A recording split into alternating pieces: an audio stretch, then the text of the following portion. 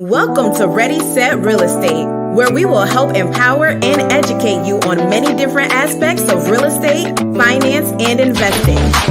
Each week, we will expand your knowledge and uncover hidden truths. We will break down real-world scenarios and study actual how-to strategies. Anyone can buy real estate, but together we'll ensure you make smart real estate investment decisions. Now, here's your host, award-winning author, international speaker, and real estate educator, Lisa Gillett.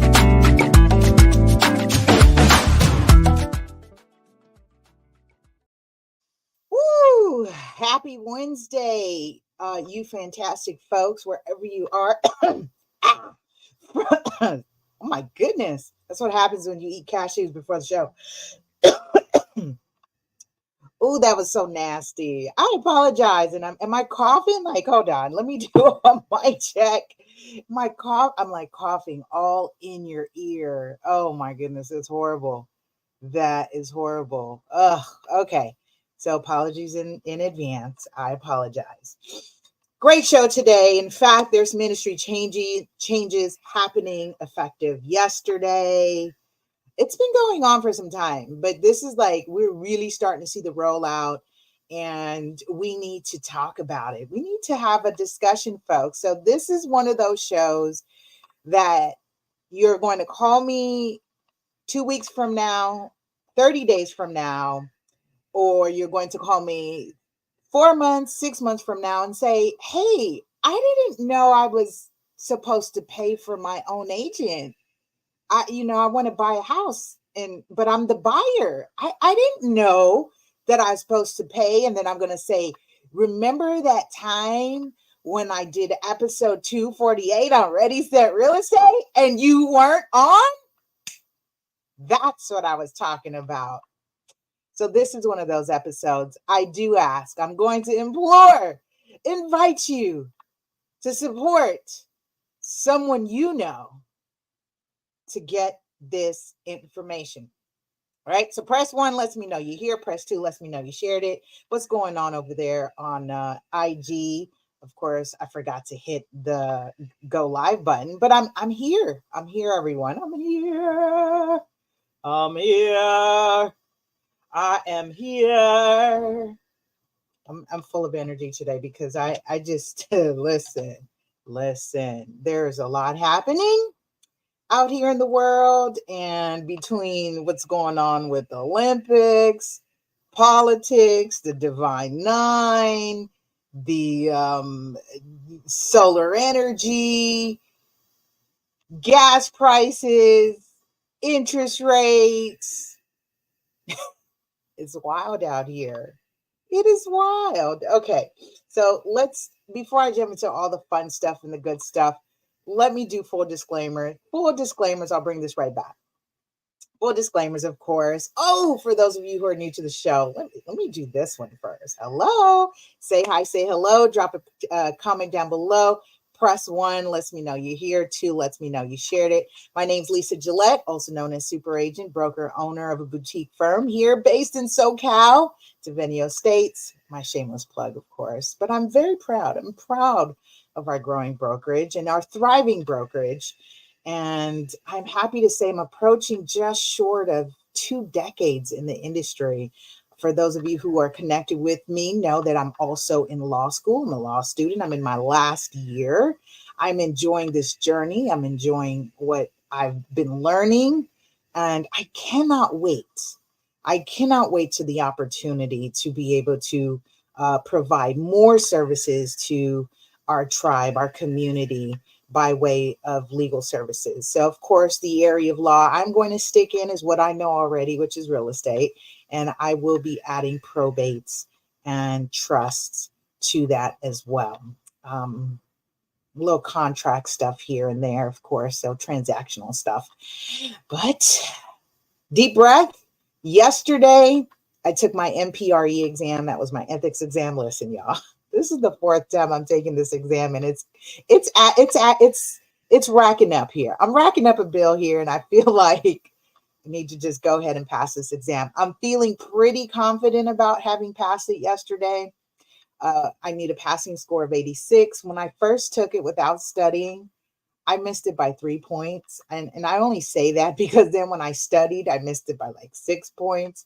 And then I scheduled my third retry of that exam during finals. I had little sleep. I wasn't feeling well.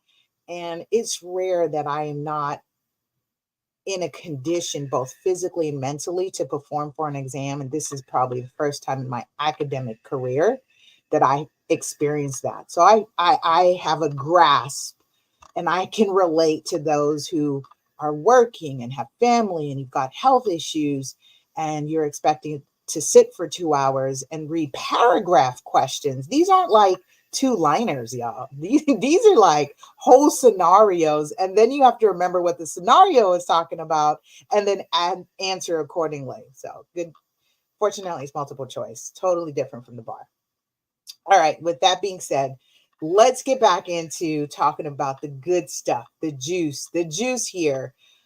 The juice here, before I jump into that, I did say I wanted to do a disclaimer.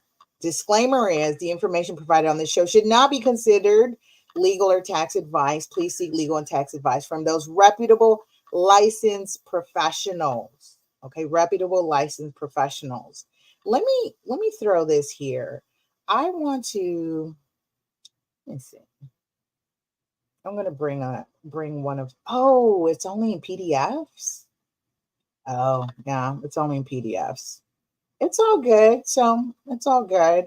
Well, this is what we'll be talking about today, folks, is we're going to be discussing these new industry changes. Why is my screen not sharing? Share now. Oh, duh. Boom. So there's going to be a nice little price that's going to come with you wanting to purchase a property if you are on the buy side. I mean, sellers had already pre-negotiated prior to the bombshell lawsuit of the NAR, that's the National Association of Realtors. And as a result of settling that, they did appeal. NAR did appeal along with Berkshire. And they decided to settle it. There were some other companies that were involved, some of the, I like to say, big five, top five brokerages that were involved. And then you had a snowball of lawsuits that ensued. And you had Redfin, you had Compass, you had, I believe EXP Holdings was involved in that. Keller Williams, of course, just all the big guys, right? The big guns out here. And essentially sellers had a class action lawsuit and decided that it was not fair in practice for them to also pay for the buyer's agent fee if the buyer was the one receiving the benefit of those services. You with me? You with me here? Okay, good. And what that meant is industry changes, practice changes, rule changes. I talked about this extensively since 2019. I was, for those of you who've been rocking with me for so long, know that I was one of the first folks talking about this, and I did a whole workshop on this. I called it the 6% commission lawsuit, and that was back in 2019. So that's I appreciate Facebook and Meta for this, is that it reminded me, it did a reminder, and 2019, and was 5 years ago, and we were having this very conversation. And to the agents and the industry professionals in that room on that day, I said, this is not going away, people. I said, this is not going away. And that was before it was certified as a class action lawsuit. It didn't become certified till, I believe, oh my gosh, maybe a year to 2 years later. And then it started to pick up steam. And for those of you who've been connected with me, have been dialoguing, have been preparing to pivot and make the adjustments. If you've had coaching with me, training with me, if you're in my inner circle, you know I've been actively discussing this. I've been actively discussing and priming my seller clients and my buyer clients.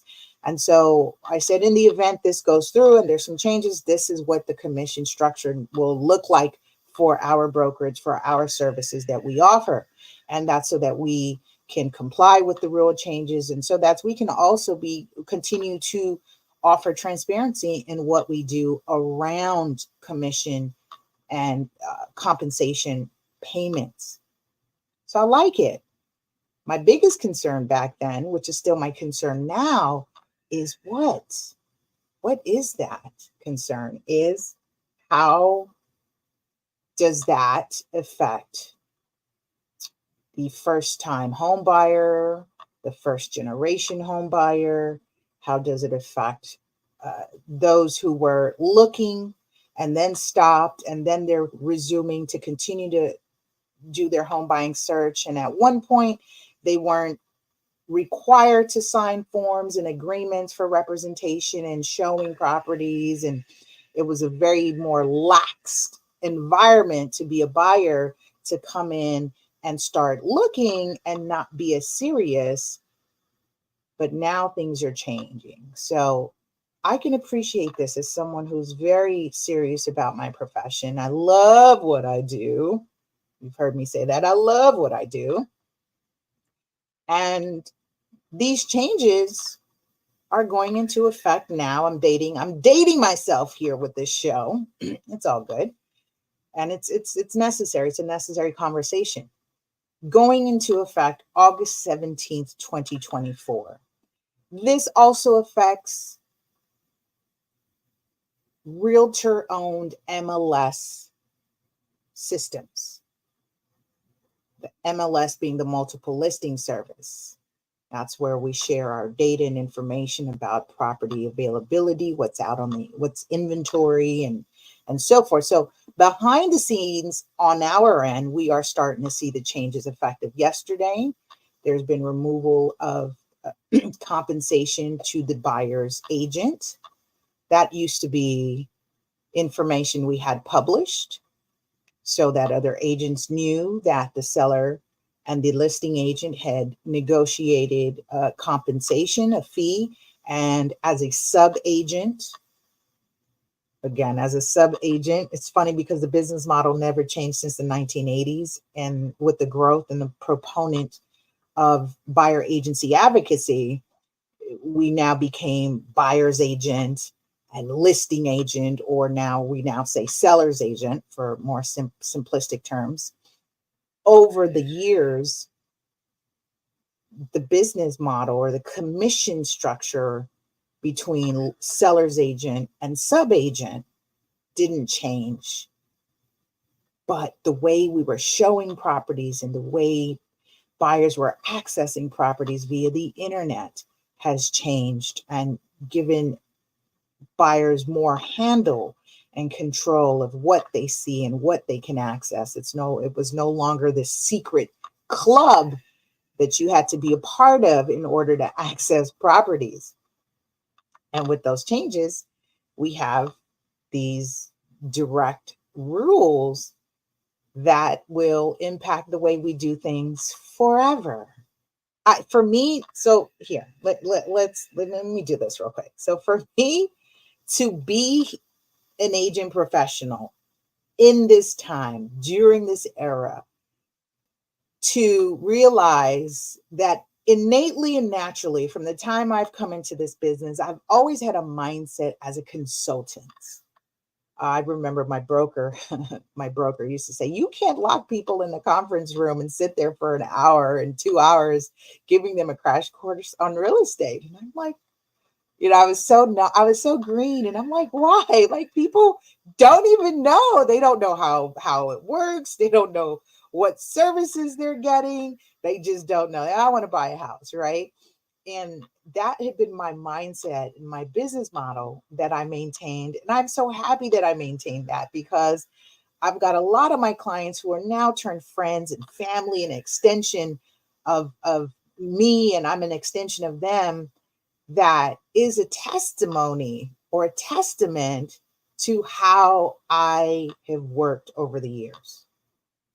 I'm bringing this up in the context of the difference between a transactional agent and an agent that is providing professional services and value. Professional services and value.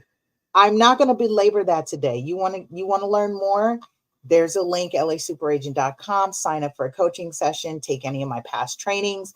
In fact, I'm doing agent trainings the 1st and the 3rd of each month, 9 a.m. sharp via Zoom. You're welcome to join. Check out the link, lasuperaagent.com.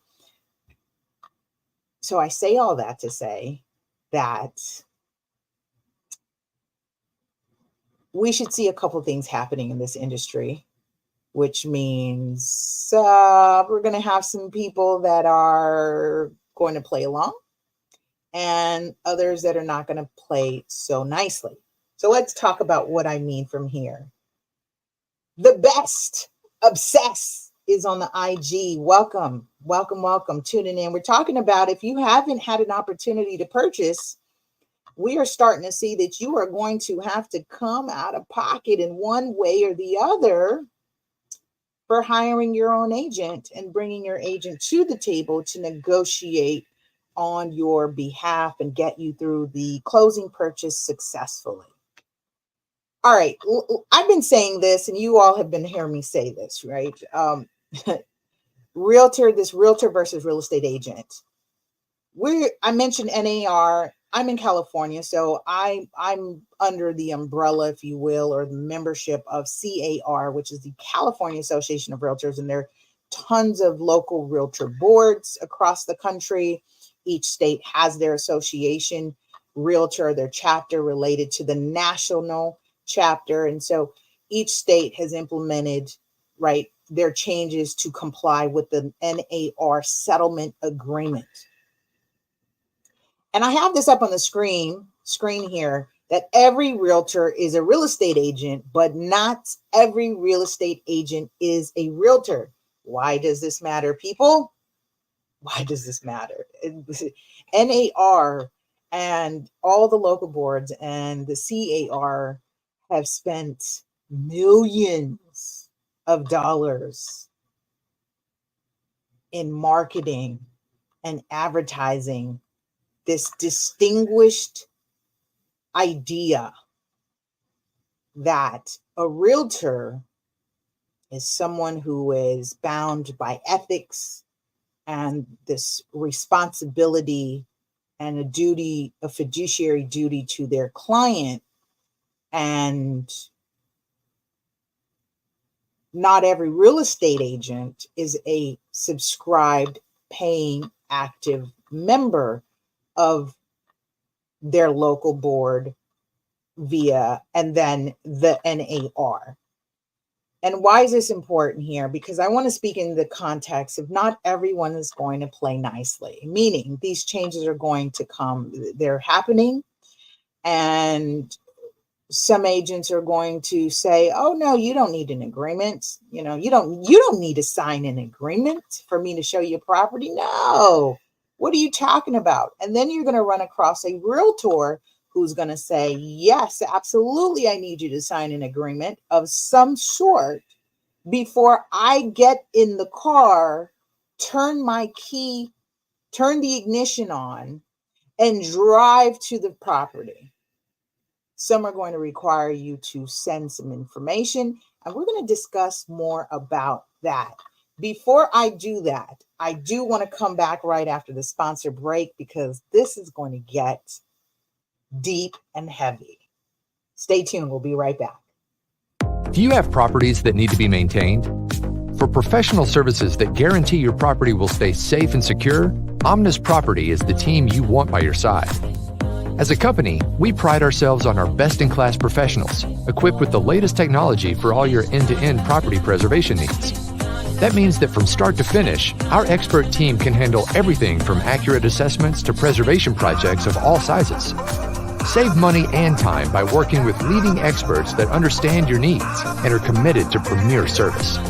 Get started today by contacting us for your project estimate. Visit www.omnispreservation.com or call 310-957-9132. All right, and we're back. We're back. We're on episode 248. Thanks for rocking with us for this long, many, many years now. Many, many years. Oh, man, we're going strong over here. So We're talking about 248, episode 248. Buyers, you pay the agent fee now. And I say that so kindly, so gently, and so respectfully, that you're going to be expected to pay for your buyer's agent fee, as you are the one benefiting from that service in one way or the other. There's going to be an obligation to pay coming directly from you. So let's talk more about that. What does that look like? So the agent fee will come in various shapes or formats or forms. And industry-wide, we all say it different. Consulting, commission, broker, compensation. What else is out there? You know of any? Just drop them in a comment. You know, you'll see them come up different way. Oh, we don't. We charge a blank fee. This is what it is. No other fees. Or we charge a commission. This is what it is. So percentage or flat fee. That's up to you and the agent that you are working with to come to an agreement. That is the mutual understanding, a meeting of the minds, that you understand the services that you're receiving as a home buyer. And in exchange for those services, you will be obligated to pay for those services as stipulated in those contracts. So the first way would be what? First way would be to, let me do this. Okay, good. The first way is that you, as a buyer, will pay your agent as you negotiate, and you will sign a representation agreement form. If you've worked with me, we've had those forms in place. And the way at that time, we prepared those forms that compensation would come by way the seller or by way of the MLS agreement. I used to put in there a blurb that said, and I would point it out to the client, the buyer client, and I would explain to them as per the MLS, right? As published on the MLS, because compensation was published. It was known how much we would receive in exchange for bringing a ready, willing, and able buyer, needing those three requirements. So a ready, willing, and able buyer. And my involvement in procuring, right? The amount of physical work, activity, involvement that it took for me to prepare the listing, show the property, negotiate, provide an inquiry or pitch or present to the other side, that I had a ready, willing, and able buyer who was ready to make an offer or is making an offer to purchase. With that being said, that's one way. In that agreement, you are agreeing to pay for those buyer agent service. The other way is by seller credit, meaning you as a buyer negotiates for the seller to pay for the fee. Now, see, back in the day, which is really interesting, because this is how I used to negotiate paying myself more. And this is why it's very important that you should read your contracts. And I remember at a time an agent said, well, the negotiation is not between me and you and the seller and the buyer. And it's interesting because here we are. I mean, I remember I did that deal, and it was a pretty, in my experience, it was what we considered usual and customary in terms of the fee. So I negotiated a higher fee. I put it on the contract, and buyer was aware, explained to the buyer.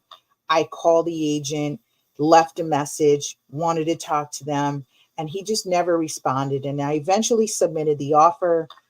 I submitted the offer by 6 o'clock, and by 9 a.m. I had a fully executed offer in my inbox. The truth of the matter is, I feel and realized that the agent who represented the seller did not read that contract, and found out that, hey, by having a seller sign on, they essentially agreed to pay me more. Hold, please.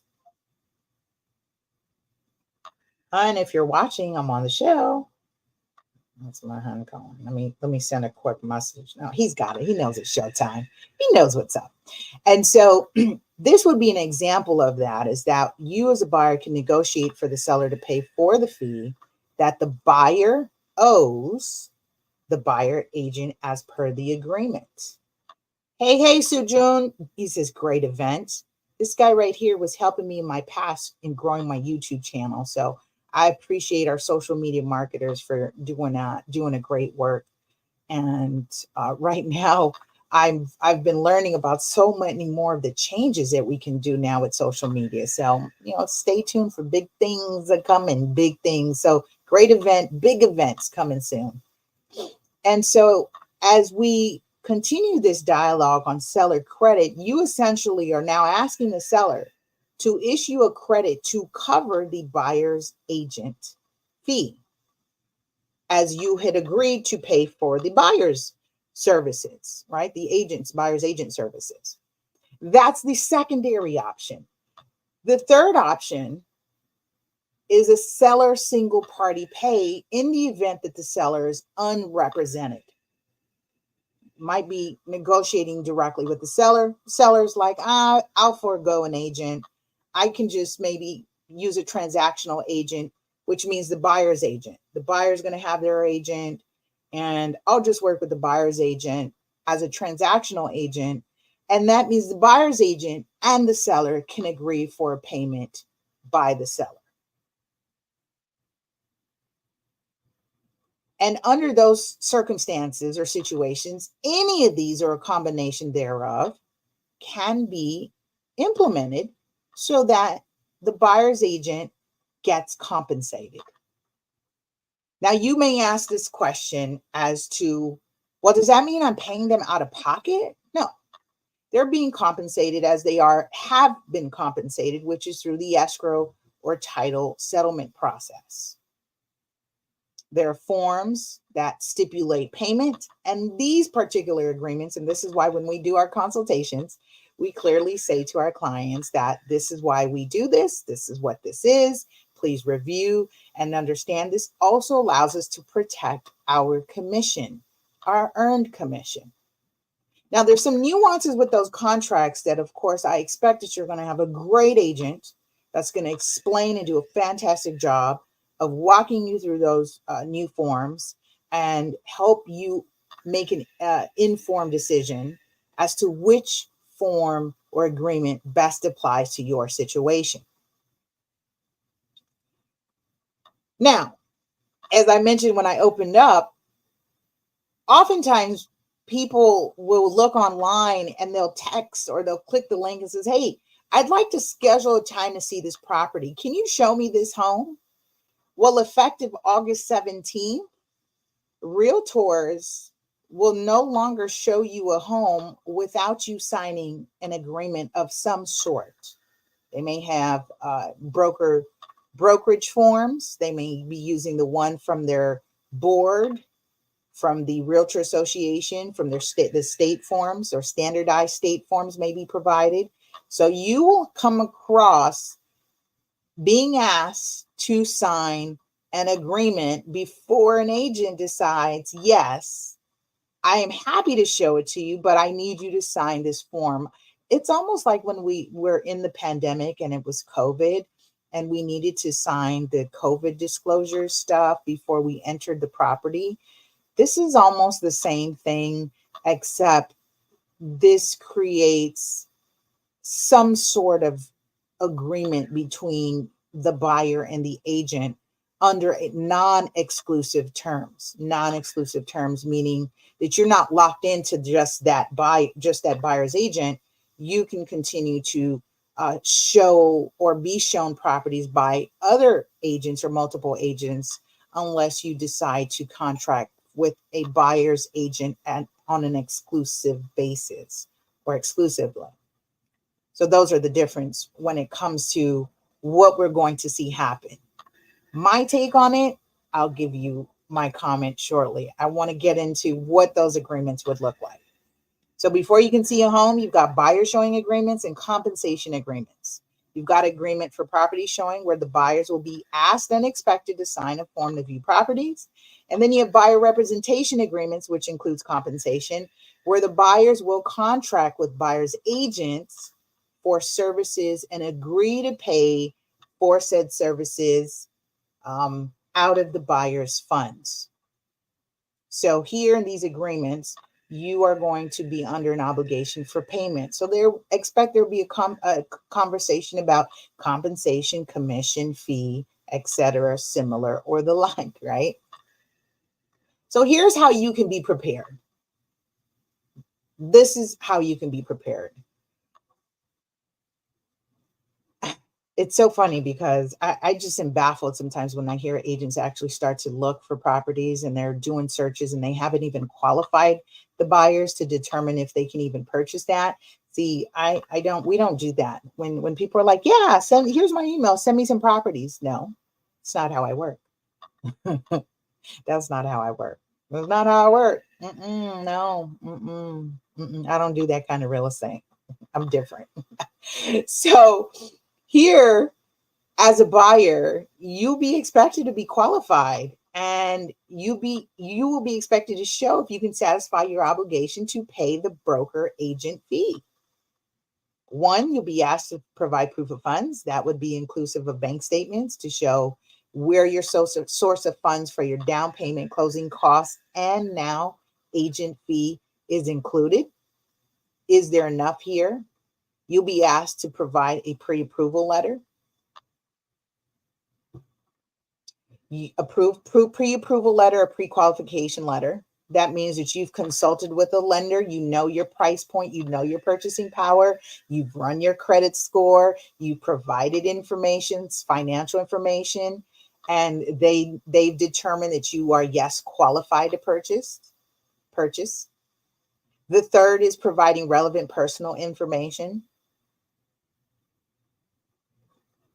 And the fourth and last, and there's no specific order here, but expect that you'll be asked to provide this information when you are contracting with an agent to start the home buying journey. And that last is financial information, not limited to the proof of funds. Now, what all this means is that industry-wide, if we all play nicely, we will have an industry where we are exercising or creating a higher standard of professionalism and expectations from our buyer clients. And at the same token, I want to also clarify that in signing these agreements, you do have the option as a buyer to communicate that you may not have sufficient to cover the buyer's agent fee. And it's going to be at the discretion, which means the choice of the buyer's agent to decide to work with you if they see on paper you cannot satisfy payment of the buyer agent fee. It's going to be up to the discretion of that agent. My concern in just thinking about it and saying it out loud is the reality is, let's go back to this. The reality is, my people, is we have already had documented instances of discrimination in real estate and housing. And now we are subjecting people to being scrutinized, right? So in other words, you come to an agent and that agent may use and can use your ability to not pay what they want as a reason to not work with you or show you properties. For example, let's say you are a person of color and you reach out to an agent, a local agent, and you reach out and say you'd like to purchase a property, you're interested in scheduling a showing, and they say, great, sure, let's schedule a time to meet. And in scheduling that time to meet, they may have implicit biases against you, and they may say that, well, my fee to show you a property is 4% of the purchase price. Do you have that? Can you afford that? And depending on your position, you are either going to decide to say, yes, I can, and to make a point and prove you can afford a 4% buyer agent's fee, and you're going to move along. And it's very possible that agent is increasing their fee on the basis of being discriminatory. We saw this play out. We saw this play out when there were two different phone lines for people of color and Caucasian people. There were two different phone lines, and there were two different prices. There were different interest rates. And so now we are going to be in an arena where now agents will have the discretion to negotiate their fee. And we're still working through our kinks of implicit biases. These things just went into effect to have implicit bias trainings, DIE, right? Diversity, equity, inclusion movements and conversations. But the reality is we're talking about things that have been historically and socially in our DNA and in the fiber of our cultures that we have not yet fully addressed. And now we are subjecting first-time home buyers, first-generation home buyers who don't understand the buying process, much less understand these new rules changes. And we are sending them out there expecting that they have the capacity, the ability to negotiate with professional agents who are known to have a higher than average competency than your everyday home buyer who's doing this for the first time. We're expecting them to negotiate with professionals. Baffled. But this is what we wanted, right? When we sought to level the playing field with this class action lawsuit, this is what we said we wanted, right? We wanted to make sure that it was fair. Our favorite F word, it's fair. The buyer should pay for their agent's fee. It's only fair. And here's the reality.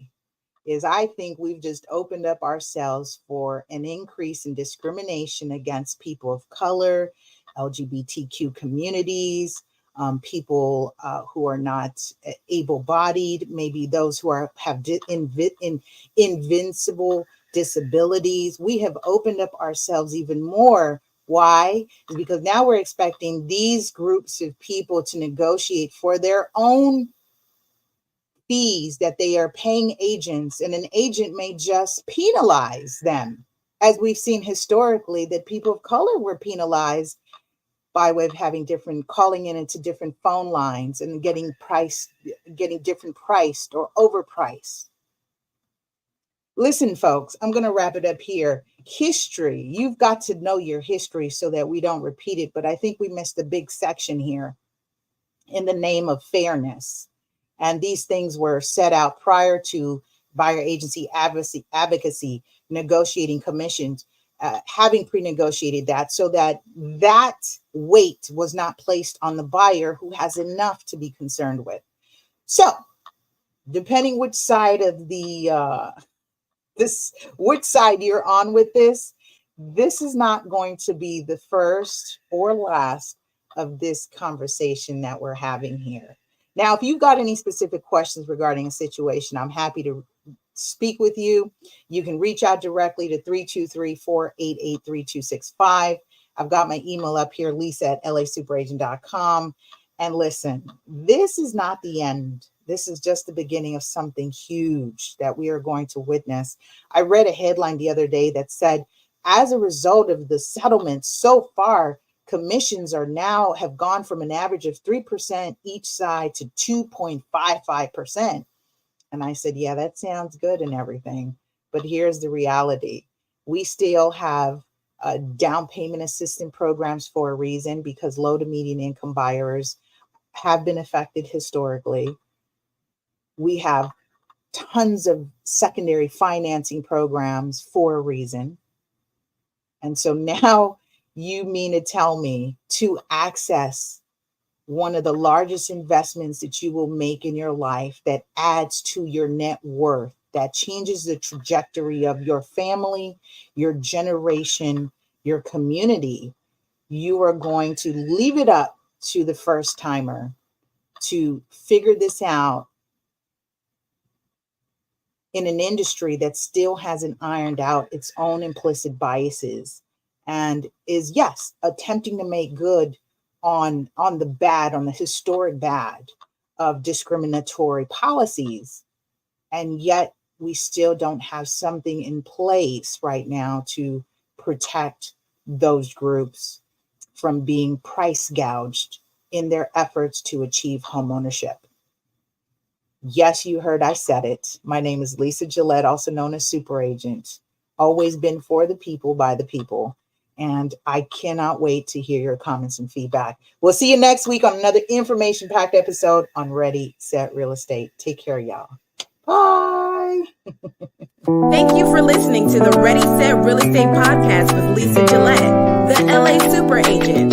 Please like, subscribe, and share LA Super Agent